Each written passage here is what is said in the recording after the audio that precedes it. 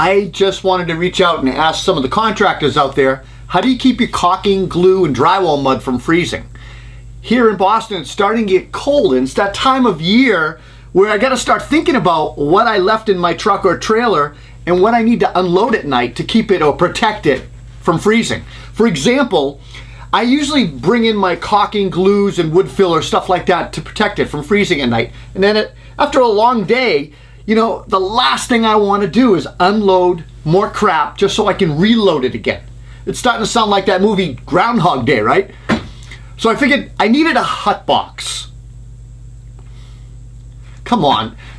No, Rob. Not that kind of hut box, silly.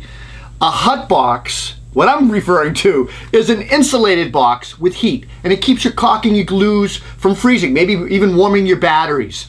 I'm sure there are a ton of guys out there that do all kinds of job site hacks to get to the same place, but I wanted a permanent, reliable solution.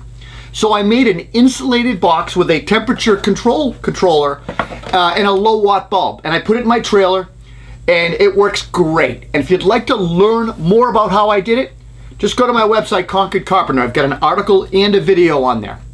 Listen, guys, you have a great week, and I'll talk to you later. Take care.